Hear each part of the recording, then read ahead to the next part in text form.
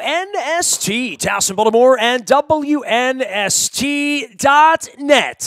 I am blessed this week to be here and very grateful that the folks from the National Kidney Foundation are allowing me to be a guest food judger at the Sante competition on Thursday night. And I tell you, when I'm at the American Visionary Arts Museum downtown here, a couple blocks from my home, having fun on Thursday night, I will not be wishing that I was in Indianapolis, where I have spent so many of these weeks and days and snow and wind and cold, and poor Luke Jones and I trying to find decent Mexican food out there in the friendly old heart of the Midwest where they stole our football team about 35 years ago. But Chris Tripodi will not be out there either. He is analyzing all things draft the same way we are from the couch here and the NFL Network. Chris, I've done a dozen of these combines, in my time, and I'm conscientiously objecting for a lot of reasons, just because they stuck the radio crew in a corner where we got nobody to talk to and nothing to talk about. So I just figured I'd hang out here, beat them up a little bit. I love the combine. I love the draft. For those guys like us, it's our time of the year to try to make your Jets better or my Ravens better or wherever it is. But certainly the Ravens have a lot kicking around right now, but all 32 teams do. This is the week where we get acclimated with the fact that Mike Mayock's no longer on the NFL Network. He's running the Raiders, and that all these new coaches are running around and philosophies. But nowhere is there more change than in Baltimore, where we've just reinstalled a new quarterback and a new offense, and we have the same coach, and we have the same system, but a different leader in DeCosta. Chris, great to have you on from New York. I know you do a lot of minor league baseball, you do NFL draft work, but this is your time of the year. This is your favorite thing, man. Absolutely, Nestor, and thanks for having me. Appreciate you having me on, and happy to talk some football and some combine with you. From the outside, what do you make of the whole Lamar Jackson, Joe Flacco thing, just as someone that likes football? I talked a lot of this in Atlanta a couple weeks ago at the Super Bowl. I haven't found anybody that just really believes like Lamar Jackson's leading the Ravens to the promised land and they have the real thing, where, it's nice to beat up Flacco and say going out to Denver he's not going to do much, but we are concerned here about the way Lamar Jackson threw the football and how the components are going to work around him to make this a consistent double-digit win team. Yeah, and you're definitely right to be a little bit concerned about Lamar Jackson. Obviously, even coming out of Louisville, there were some concerns. I like Lamar Jackson. I thought the Ravens made a nice move to hop back to the end of the first round and grab him. There were issues on his college tape that obviously festered over into the NFL. He's not the best throwing outside the numbers, really needs to work the middle of the field. And obviously the Ravens knew this, being that they completely overhauled their offense, especially the first couple of games that Lamar was under center. It was run, run, run, occasional pass. Now, maybe a lot of that is they didn't have the receivers that were really meshing well with Lamar Jackson. I think John Brown had maybe less than 2 catches a game after Jackson took over. He's probably gone this offseason. So that's an interesting spot where they may look to address that position with the 22nd overall pick. But they definitely need to work around Lamar Jackson with this offense, whether it's fortifying the interior offensive line, whether it's giving him more weapons, and he's obviously going to have to develop a bit heading into his second season. Now that he knows he's the starter, now that he knows it's his show to run, he can go out there, he can work on the passing, he can work through the offense and hopefully learn it a little better so that he can take them a little bit further than the current version of Joe Flacco might be able to. Chris, I haven't had, by the way, Chris Tripodi can be found at Chris Tripodi. That's Tripodi. And he does all things sports blogging and New York sports, as well as insider stuff on the draft and the combine. From the outside, I haven't had anybody insult Baltimore and say it was a fluky playoff run because they saw what Lamar Jackson did. They saw how handcuffed other teams could be defensively and trying to chase him down. But everyone also saw what the Chargers did in essentially putting a bunch of DBs on the field and having it that way and saying you're not going to throw it against us and you're not going to run it against us and how are you going to beat us? And the Ravens found themselves eliminated here. I would think from the outside we're going to find out whether this is a little bit of a tune-up or an overhaul, right? Suggs, Weddle, Yanda, Flacco's gone. And I think from the outside and from the inside, our kicker has been our best football player over the last 5 years. They need to find blue-chip players in this draft or in some draft. They need to find superstars. And then they have the C.J. Mosley situation here as we go to free agency. No one's busier than Eric DeCosta. I'm not blowing up his text these days, Yeah, and I mean it's definitely a big offseason for him. Obviously, taking over, Ozzie Newsome is now gone. He's riding off into the sunset, and this situation is now on DaCosta to take care of. I mean, Justin Tucker has obviously been an excellent player, but he's a kicker. He's only going to see the field X amount of times. You can't have him be your MVP. You can't have him be everything. He's a valuable piece to a playoff team, to a contending team, because close games are going to be important. You're going to need to win them, and Tucker's going to be a big part of it. Going back to kind of what you said about the Chargers, a big thing with that game, and I know they talked about it during the broadcast and leading up to the game, is that was the first team to see Lamar Jackson a second time this season. And you could really tell that they were fully prepared for him. They were able to put together a game plan, as you said, lots of defensive backs, lots of speed on the field to neutralize his main advantage there. And also, you have more defensive backs on the field. You have more skill defending the passing play out there. Lamar Jackson needed to step up his game as a passer. Didn't quite do that in that game. Obviously, the fourth quarter almost brought them back. Did show a little bit more, but the Chargers were hanging back on defense, giving the Ravens offense a little bit more. So that's why it's going to be really imperative for Lamar Jackson to go out and just become a more balanced player in the offseason. And also, the Ravens will have a full offseason to put in an offense and install a situation where he's able to fully use his strengths rather than making a midseason switch like they did. I don't know that they actually planned on Lamar Jackson taking over at that point. Obviously, Flacco's injury led to him getting an opportunity. They won games and really couldn't go back to Flacco at that point. But I think they planned on giving Lamar almost a full season to redshirt behind Flacco and really installing him this year. So we're going to see what they were truly planning on when they got him at the end of the first round last year, heading into 2019. Chris Tripodi does all things NFL, combine, and draft, and looks ahead, as well as some insider stuff on minor league baseball. And how dare I talk a little Oriole ball with you here before it's all over with. But, for the combine this week and the Underwear Olympics, and Luke and I talk about this all the time. And again, we broadcast from out there for the better part of a decade and a half. We're just sort of conscientiously objecting because, quite frankly, we didn't do very good radio from there. And it's not as much fun as it used to be. And it's a little overwhelming, and unless your liver wants to go drink with coaches into the wee hours, not a whole lot gets done. And I think from afar, it's going to be fun this week to sit back and just watch it on television with a sort of late pick now from the Ravens' perspective to see where the top of the board is. And I guess it's officially mock draft times, right? So, for a lot of these players from a Ravens perspective, the first 21 guys off the board, I mean, this is where you start to really have a wide variety of guys. 6 or 8 guys, fans around here will start to be looking at to say, all right, who's going to survive after 15 or after 20? Because I don't see the Ravens sort of backing up, moving up to pick anything specific, and the Ravens have a ton of needs right now, but all of these special players we'll be hearing about this week that the Ravens, the Nick Boses and, all these other names that are going to be out there, we're not going to be touching any of those guys, right? No, I mean, the Nick Bosas and the Quinnen Williams and even the Josh Allens of the world, these are guys that, unless the Ravens jump up, which does seem particularly unlikely, no second-round pick as well, 2/3 after they got that extra compensatory one, but they're not in a situation where they're going to be jumping up. They're probably going to be picking at 22. There's always the chance to move down, but considering the needs of this team, 22 is not really a bad spot to be. You're going to have receivers on the board. The only guy that I'm convinced will be gone at that point is probably DK Metcalf out of Ole Miss, especially if he tests through the roof in Indy this week. But I'm not 100% sure that any of the receivers are going to go. So there's a chance to have your choice of a Metcalf or a Marquise Brown if they want to replace the speed that will be leaving with John Brown. A guy like A.J. Brown is more of a complete receiver, more of a big slot. So I know Michael Crabtree is still there, second year of his contract, but they can get out of that after 2019. It's incredible, dude. By the way, you're my first draft analysis kind of guy, combine. I mean, we're going to be diving into this and peeling back all. It's unbelievable. Here we are again talking about wide receivers. Like the first time the first time I start to talk about it, it's like a rite of passage. It's like been going on for 20 years. Every year we're like, well, they really want to help themselves. They can get themselves an Antonio Brown. Now the real Antonio Brown's sitting there and nobody wants him, right? Yeah, and I mean, there's no alpha number one receiver in this class, I don't think. If there's anybody if there's anybody like that, he's gone by the time they get there anyway, right?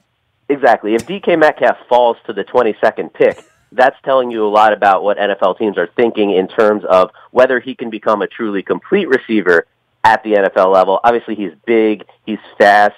People want to throw out Calvin Johnson comparisons.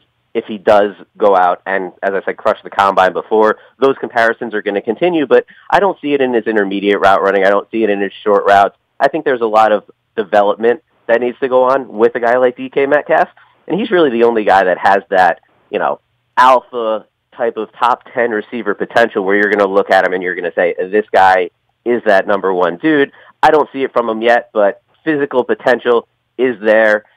Just want to see a lot more from him, and I want to see some agility drills from him at the combine. I want to see what he's able to do cutting in 3-cone drills. I want to see him in the shuttle. I want to see what his 10 and 20-yard splits are in the 40 because he's going to be big, he's going to be fast, but you want to see some of the more nuanced athleticism. Chris, you know as well as I know, this week we all have Nick Bosa at the top and Josh Allen, right, and Williams, Gary. I'm looking at these players, Farrell, all these players, Jacobs, that aren't quarterbacks. And this is the week where this time last year, Baker Mayfield wasn't the number one, right? I mean, that's not how this works. But the quarterbacks always get a little push. There's always that value. Now, I think it's different. Obviously, the Cardinals don't need a quarterback. The Raiders could very much be in the market. The Jets did their thing last year. Your Jets, I should say. The Buccaneers are. But the quarterbacks are where all of the bright lights go because I don't know how much more we know about Bosa or Allen or Gay. Those guys are all going to be gone. They're all going to be top 5, top 8, wherever they're going to be. Maybe they fall a spot or two. Maybe somebody falls in love with a player. Maybe there are deals that happen at the top for other needs. But for someone to come up and steal a quarterback where 6, 8, 10 teams in this league still could use a quarterback and make that kind of a splash, this is where the quarterbacks make their money because they find themselves sort of putting teams into that yearning mode that I'm going to go up to the 7 or the 8 or the 9 and get a guy to keep somebody away and find out that, that's how coaches get fired. That's how talent evaluators get fired. Absolutely. And as you alluded to, the top 3 teams in the draft this year really don't have a big quarterback need, which is very different from most years where somebody, whether it's 2 of those top 3 teams, one of them, even all 3, is going to most likely need a quarterback.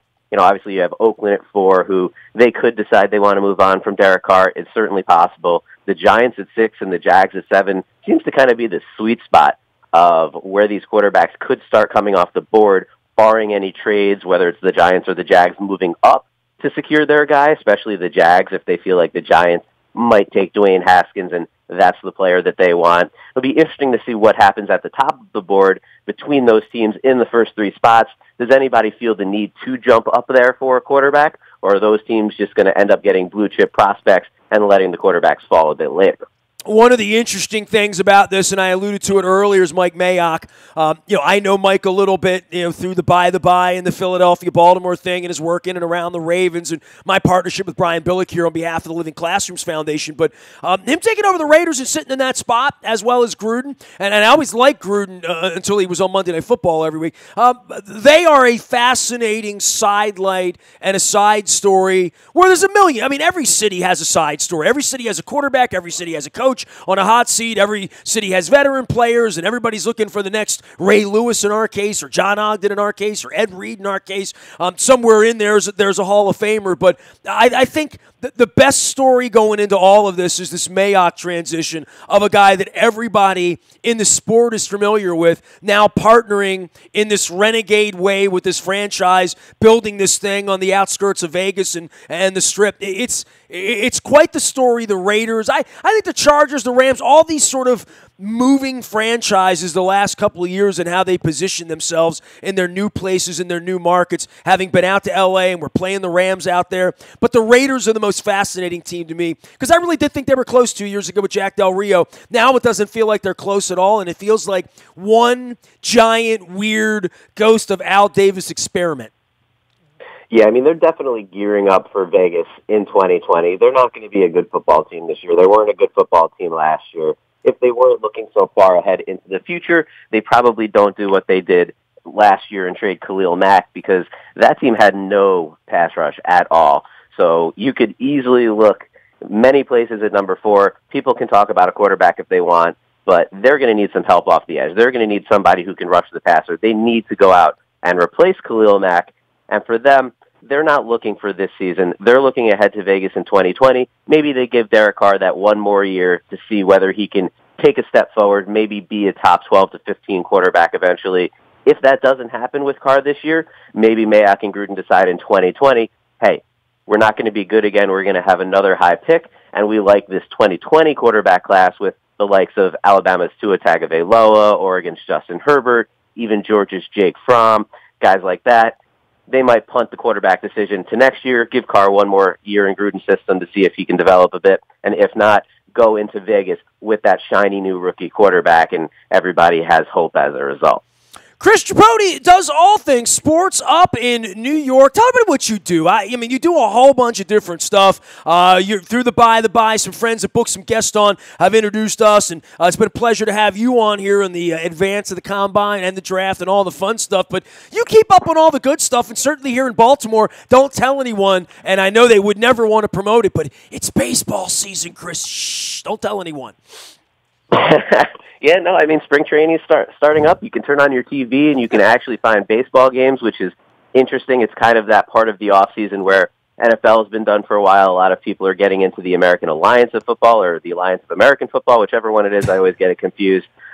People are just looking to kind of fill their time. But, yeah, baseball's back. And, you know, the Orioles, obviously not looking too fruitful this year, maybe not even next year. Hate to say it, hate to put that on you guys, but there is some excitement. Don't put it on me, not you guys. Don't lump me in. I have been the resistance to all of this for 25 years. So, the fact that they've lost 115 games and the team's in the toilet, nobody's going to the games, and people are afraid of coming downtown, I'm making a big movement for Baltimore positive moving forward. But on the outside, you look at the Yankees in baseball and Machado and Bryce Harper and all that's gone on here or all that hasn't gone on in the offseason. Boy, baseball is heading down a weird path. I mean, from the Baltimore perspective, from where I am, where I know I'm not going to go to a meaningful baseball game for the next 5 years, and they're selling that to me and trying to somehow make it palatable in a disposable world, right? Like, I don't know that anybody here has patience for it. I don't know that there's much left of the fan base here. You know, it's really an amazing thing that they're trying to pull off here to say, hang out for 5 years like we did in Houston, and we'll deliver something against the Yankees and the Red Sox. That's a very hard promise to buy into, Chris. It is, and it takes time is the thing. There has to be a lot of patience when you're rebuilding in a sport like baseball because obviously guys come out of the NFL draft and they play immediately. Guys come out of the NBA draft and they play immediately. You draft a player in baseball or you sign him as an international free agent, he's spending a couple years in your minor league system. So even if you're getting excited, let's look at Kyler Murray as an example. The A's drafted him 9th overall in the first round last year. He was facing 3, 4, 5 years in the minor leagues before he was ever going to make an impact as a professional baseball player, barring some catastrophic run through the minors where he just really boosts his stock throughout. And then you have him as an NFL draft prospect. People talk about him going in the first round. Maybe he doesn't go as high as he did in the baseball draft, but he's going to be out on the field during his rookie season. I mean, any first-round quarterback is going to see snaps, is going to see action, no matter where they're taken, no matter which team they go to.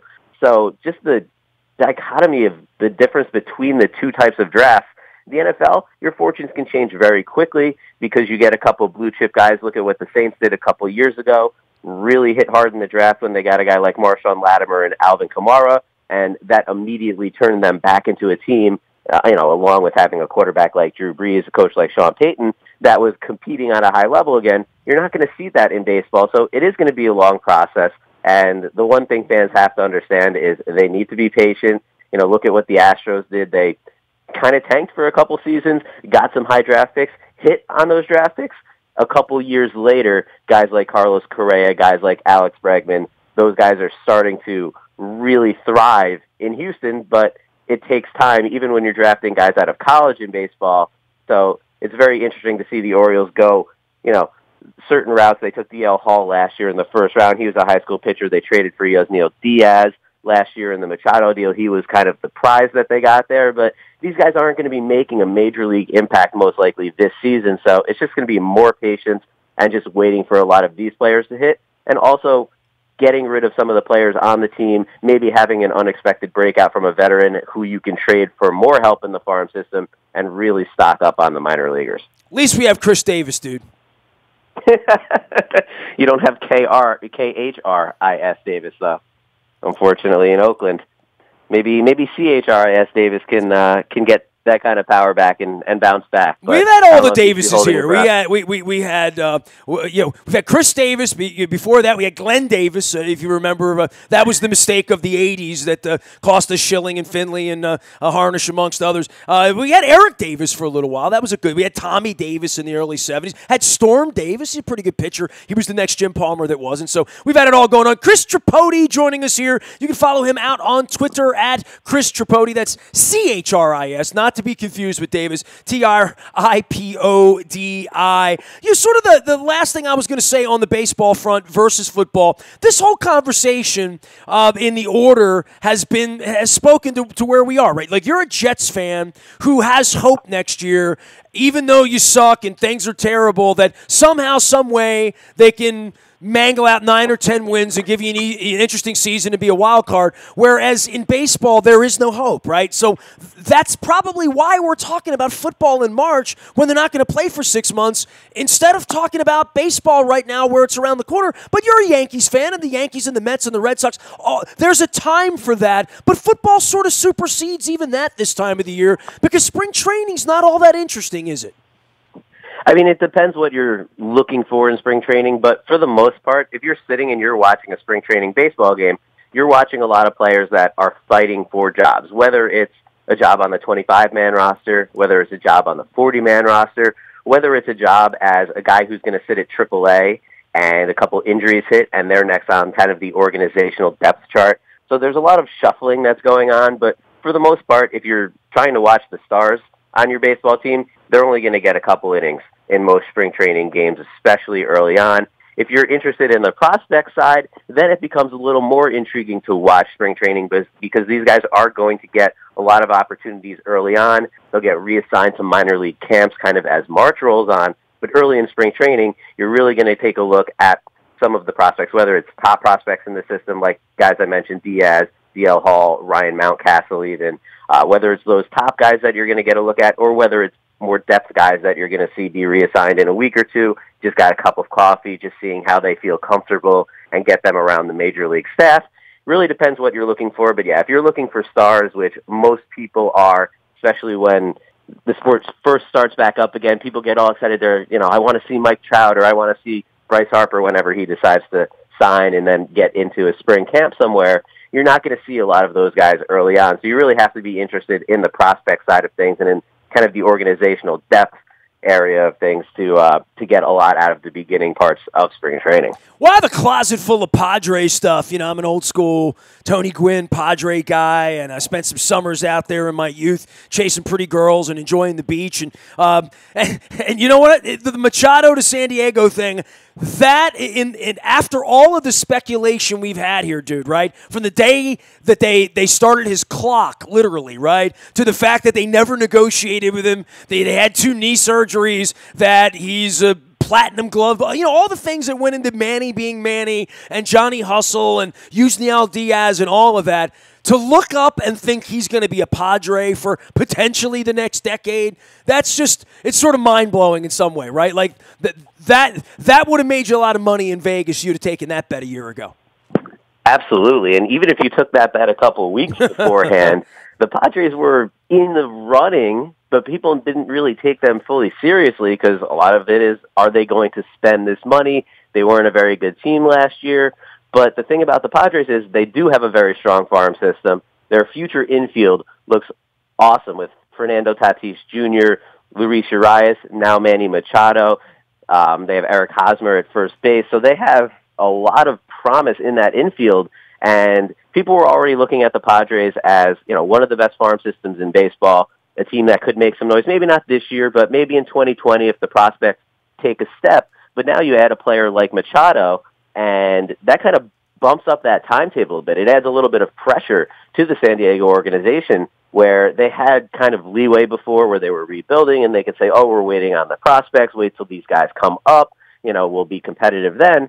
But you go and you add a player like Manny Machado, even though you have him for 10 years, you have him for at least 5, then he can opt out. But hopefully you have him when you're San Diego for those full 10 years. You don't need to compete right away, but there's a lot of pressure now on them to kind of beat that timetable that they had previously laid out with all the minor leaguers coming up. And it kind of puts a lot of pressure on those prospects to hit, maybe more than they had before, because now they need to hit quickly to take advantage of Machado's prime and make it worth it that the Padres are paying him $30 million a year. Baseball. It'll get started one way or another in 4 weeks. We sort of get to watch like going to the pet store. We get to watch through the glass as everybody else plays, and we sort of wallow away. But, hey, the Orioles aren't the only team tanking, right? Like, this isn't the only and I'm sure you're an Astro Ball guy and Sig Mejdal and Mike Elias and, trusting the process and all of that. They've at least got competent guys in place, and this, Hyde seems to be a high-integrity kind of guy. I don't know whether he'll ever be here when they win again, but, for that, at least, they have competent people around here it's not Sid Thrift running the place anymore, Yeah, and if you have guys that understand how to build a baseball team in place, which, again, the jury's always going to be out. You have a positive feeling on it because of what they've done in the past. But the jury's always going to be out until they actually go and prove it. But when you have people that are committed to doing it the right way and not kind of submitting to fan pressure, because we all know that fans want to watch a good team now. They want to be entertained now. So there's always that pressure to... By the way, I know you're going to find this hard to believe, but I have a hard time finding anyone who thought the Chris Davis signing was a great idea a couple years ago. But everybody that day thought, hey, it's the old man's money, let him burn it, Then you get the Bobby Bonilla deal and you're still paying guys 20 years later. So, there's a lot of that going on around here. So anything that feels like competency, if not transparency, which the place has been run like Stalin-esque forever. I don't know that we'll ever get that, but at least competent human beings in place. For that, I think we all, having watched this mess for years, for that we're appreciative at least, right? Yeah, you want to have people that have that long view, and that Chris Davis contract. Yes, when it was signed, people say, "Oh, well, it's not our money. Why do we care so much?"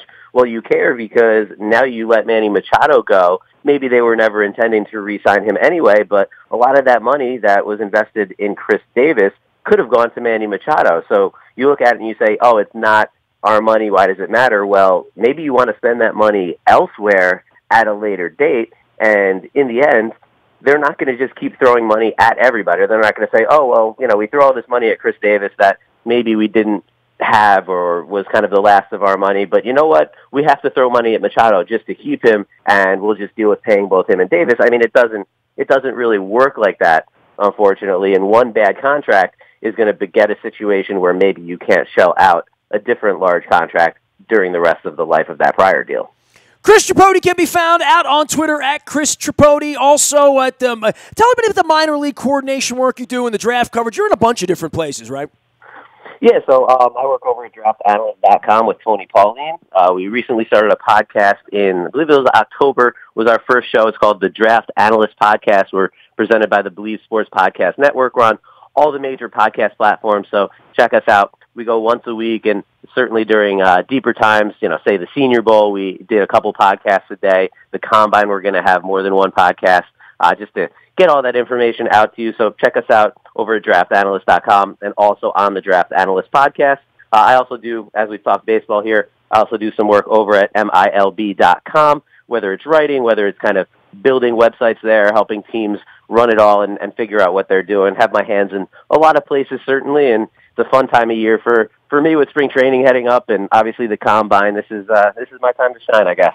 Hey, when you see Pauline, tell him next time we get together, I'll talk about my lunch with Plant and my conversation with Paige. So let him know that I want to get a little Zeppelin in here. We'll get the lead out while we get the draft out as well. You can follow them out at draftanalyst.com, and you can also find him out on Twitter at Chris Tripodi. Great to visit with you, my friend. Take care up there in New York. I might be coming up for a little Islanders Caps tilt before it's all over with, so we'll figure it out, man. Great to have you on, brother. Thanks for having me, Nestor. Appreciate it, and always love to chat some baseball this time of year too. Yeah, well, anywhere I can sneak it in. There are very few people who know baseball anymore, who love or care about it around here. So having guys like you on, I'm all for it. We need a little more baseball in our lives, I think, right? Hey, never a bad thing. Chris Tripodi joins us. You can find him out on Twitter. You can find me in the buyatoyota.com audio vault 24 hours a day from anywhere in the world on your mobile device by downloading the TuneIn radio app. We do come in crystal clear from anywhere in the world on your mobile device, and it's buyatoyota.com audio vault. It's there. It's easy.